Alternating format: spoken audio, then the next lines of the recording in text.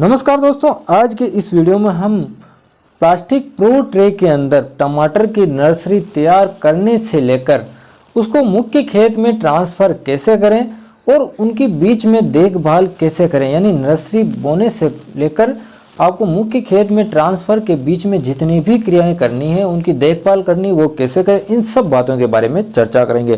दोस्तों आप खुद देखें कि इस विधि में लगभग सारे बीज उग जाते हैं और खर्चा भी आधा ही आता है। दोस्तों आपको लग रहा होगा कि ये प्लास्टिक प्रो ट्रे में नर्सरी काफ़ी महंगी पड़ती होती होंगी, तो लेकिन ऐसा बिल्कुल भी नहीं है। बिल्कुल ही आसान तरीका है और बिल्कुल सस्ती पड़ती हैं। आपके खेत में जो आप लगाते हैं उससे तो आधे खर्चे में ही काम हो जाता है, यानी खेत में जो अपन क्यारियां बनाकर नर्सरी तैयार करते हैं उससे आधे खर्चे में काम हो जाता है। और आप इसको छत पर भी नर्सरी तैयार कर सकते हो, यानी घर की छत पर, आप खेत पर नहीं करना चाहते हो, घर की छत पर जैसे मैं कर रहा हूँ वैसे आप आसानी से घर की छत पर भी नर्सरी तैयार करके मुख्य खेत में लगा सकते हो और इसको आप आसानी से इसको ट्रांसफ़र कर सकते हो। न जड़ों का नुकसान होगा न कुछ होगा और सभी पौधे बराबर निकलेंगे। दोस्तों 100 में से लगभग 98 बीज यानी 98 बीज उग जाते हैं। कभी कभी तो 100 में से 100 भी उगते हैं, लेकिन 98 का एवरेज रहता है, यानी 98 का लगभग एवरेज रहता है 98 का प्रो ट्रे के अंदर। और दोस्तों काफ़ी सस्ती तो है ही है। उसके बाद में आप इसको आसान, देखभाल भी काफ़ी आसान है। आप पानी इसको आसानी से पिला सकते हो, इनकी जड़ों का नुकसान बिल्कुल भी नहीं होगा और आसानी से खेत में इसको ले जाकर ट्रांसफ़र कर सकते हो। और आप बेचने के हिसाब से भी लगा रहे हो तो भी आसानी से आप इसको बेच सकते हो। तो जानते हैं दोस्तों इसकी प्रोसेस क्या है पूरी, शुरू से लेकर लास्ट तक। उस वीडियो शुरू करने से पहले अगर आप चैनल पर नए हो तो भारतीय किसान यूट्यूब चैनल को सब्सक्राइब जरूर कर लेवें, ये आपसे एक निवेदन है। दोस्तों टमाटर की कोकोपीट से प्लास्टिक प्रो ट्रे में नर्सरी तैयार करने की विधि के बारे में बात करें तो आपको ऐसी प्लास्टिक प्रो ट्रे की ज़रूरत पड़ती है जो टमाटर के अंदर 98 होल या 104 होल वाली प्रो ट्रे की ज़रूरत पड़ती है। इसमें आप इनको लगा सकते हो, यानी एक प्रो ट्रे में आप 98 या 104 बीज बो सकते हो। दो तरह की आती हैं, दोनों में से कोई ले सकते हो। और दोस्तों इनकी कीमत 10-15 रुपये से लेकर 30-35 रुपये के बीच में है। यानी दोस्तों आप 10-15 रुपये वाली जो आती हैं वो थोड़ी हल्की प्लास्टिक की, उनको एक बार ही यूज ले सकते हैं, जबकि 30-35 रुपये वाली जो आती हैं वो थोड़ी प्लास्टिक अच्छे आती हैं, उनको बाद में भी आप प्रयोग कर सकते हो। दोस्तों दूसरी जो चीज़ आती है वो है कोकोपीट, जो इस प्रकार का नारियल का छिलके का चूरा होता है और उसी का चूरे से ही बना हुआ खाद होता है, जो मशीनों से दबाकर इस प्रकार का एक पत्थर नुमा बना दिया जाता है, जो अमेजोन फ्लिपकार्ट वगैरह पर ऑनलाइन आसानी से मिल जाता है। ये 100 रुपये किलो के लगभग आता है और लोकल मार्केट में भी मिल जाएगा। दोस्तों 1 किलो कोकोपीट को गीला करके उसमें उतनी ही मात्रा में, बराबर मात्रा में वर्मिंग कंपोस्ट मिलाकर 1 किलो कोकोपीट से 7 से 8 ऐसी प्रो ट्रे भरी जा सकती हैं। यानी उस हिसाब से आप कोकोपीट भी मंगा सकते हो कि मेरे को कितनी प्रो ट्रे चाहिए। और दोस्तों 1 एकड़ के अंदर जो आपको पौधे की ज़रूरत पड़ेगी, 1 एकड़ यानी दोस्तों 1 किला बोल सकते हो आप, 40 सारी बोल सकते हो, 40 बिस्वा बोल सकते हो या 8 कनाल बॉक्स बोल सकते हो।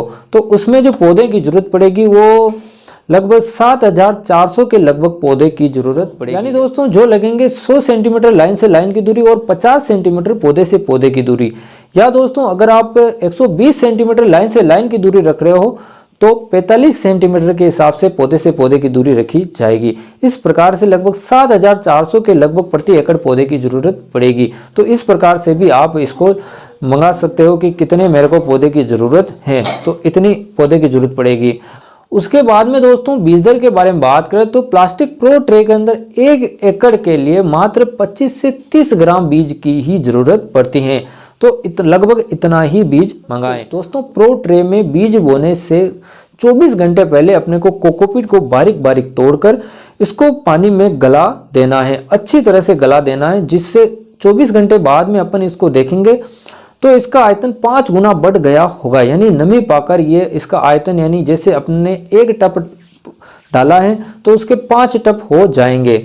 अब दोस्तों इसको बाहर निकालकर, इस पानी से बाहर निकालकर इसको साफ पानी से 2 से 3 बार धोना है, क्योंकि यह साउथ इंडिया से आता है और साउथ इंडिया में थोड़ा समुद्री इलाका है तो ये खारापन होता है, इसमें खारी रेत वगैरह मिली हो सकती है तो वो निकल जाएगी, क्योंकि वो पौधे के लिए हानिकारक हो सकती है। दोस्तों जैसे ही इसको साफ पानी से 2-3 बार धोया, उसके बाद में आपको 7 से 8 घंटे इसको छांव में सुखा देना है। अब दोस्तों 7-8 घंटे छांव में सुखाने के बाद में आप देखेंगे तो इसमें से पानी निकल गया, लेकिन ये नम होगा। और अब दोस्तों क्या करना है कि जैसे 1 टब आप ये ले रहे हो तो उतनी ही मात्रा में अपने को लेना है वर्मी कंपोस्ट या गोबर की खाद, यानी दोनों लेना है और दोनों बारीक होने चाहिए। बारीक कर लेवे या छलनी से इनको छान लेवे, यानी मोटे टुकड़े नहीं डालने, बारीक बारीक ही डालें।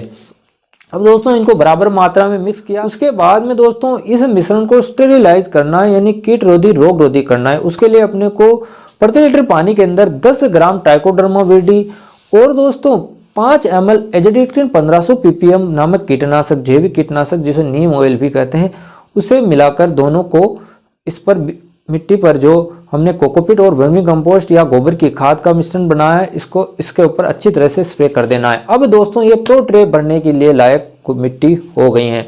मिट्टी इसमें बिल्कुल नहीं मिलानी, लेकिन ये एक बेस तैयार हो गया है। अब दोस्तों प्रो ट्रे लेनी है, उसमें इस प्रकार से इसको भर देना है। फिर बाद में छोटी अंगुली से या दोस्तों लकड़ी से एक एक होल इसमें करना है। अब दोस्तों एक एक बीज हर एक होल के अंदर डालना है। ध्यान रखें कि 2 बीज ना डालें, वरना दोनों ही बीज उगेंगे और कंपटीशन होगा एक दूसरे में।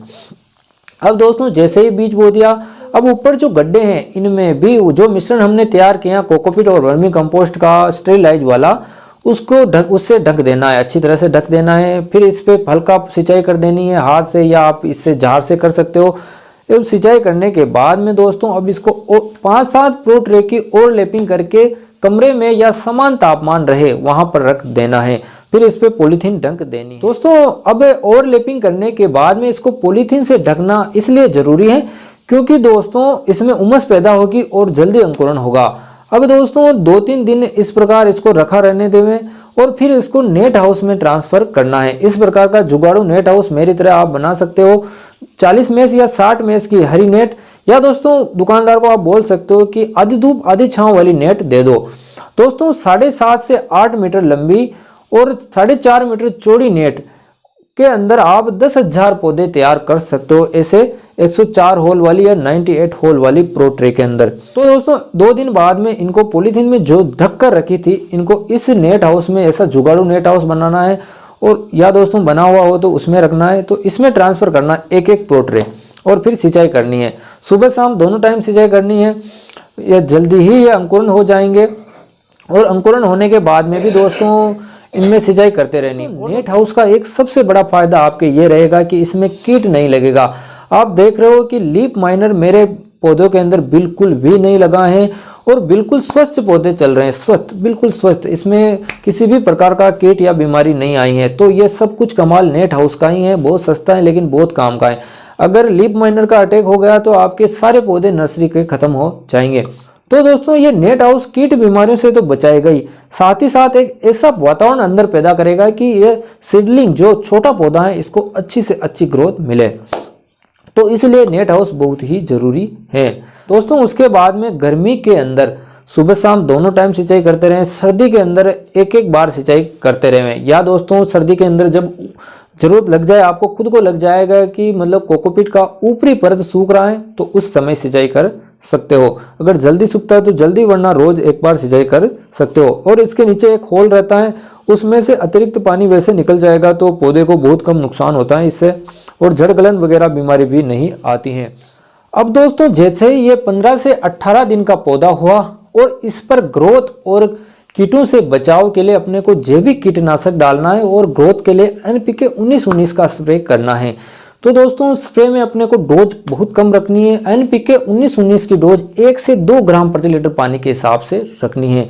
और दोस्तों उसके बाद में कीटनाशक जो अपन डाल रहे हैं उसकी डोज भी कम रखनी है। एजेडिक्टिन 1500 ppm नामक जैविक कीटनाशक की डोज रखनी है अपने को 2 से 3 ml प्रति लीटर पानी के हिसाब से।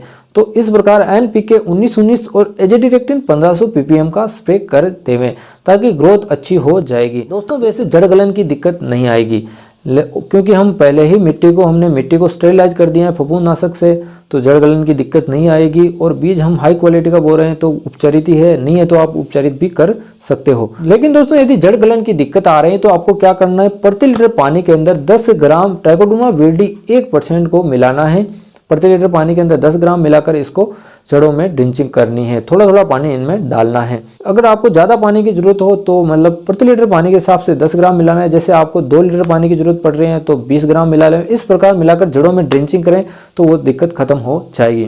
अब दोस्तों बात करें कि इसको ट्रांसप्लांटिंग कैसे, कब और किस प्रकार करना है, तो ये भी एक महत्वपूर्ण चरण होता है। तो दोस्तों इसके बारे में जानते हैं। ट्रांसप्लांटिंग के 5 दिन पहले इसको नेट हाउस को भी हटाकर धूप देना चालू कर देवे, ताकि ये वातावरण में रहकर कठोर होंगे पौधे, और थोड़ा थोड़ा धूप देना चालू करें, थोड़े थोड़े से देकर बढ़ावें।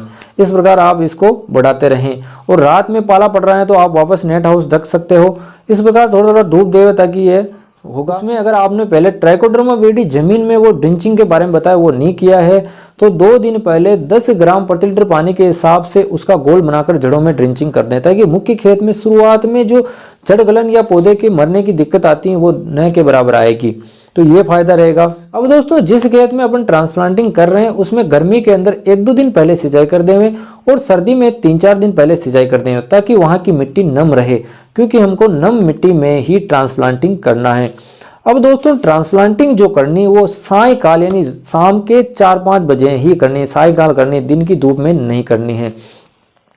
अब दोस्तों ट्रांसप्लांटिंग करने के लिए दोस्तों उम्र के बारे में बात करें पौधे की, तो 20 से 25 दिन की उम्र पर पौधों को ट्रांसप्लांट करना है, मुख्य खेत में ट्रांसप्लांट करना है। दोस्तों अब बात करें कि इसको कितनी दूरी पर टमाटर को ट्रांसप्लांट करना है, तो हाई यील्डिंग वेराइटियों जैसे अर्का रक्षक जैसी वेराइटियों के बारे में बात करें, अर्का रक्षक, अर्का सम्राट जैसी वेराइटियों के बारे में बात करें तो लाइन से लाइन की दूरी 1 मीटर रखनी है और पौधे से पौधे की दूरी 50 सेंटीमीटर के हिसाब से रखनी है। और भी दोस्तों आप जो अलग अलग वैरायटी की दूरी लगाने की अलग अलग हो सकती है, जहां से आप खरीद रहे हो वहां उसको पूछ ले कितनी दूरी पर लगाना है। मैंने जो दूरी बताई वो अर्का रक्षक और अर्का सम्राट जैसी हाई यील्डिंग वैरायटियों के लिए ही बताई है।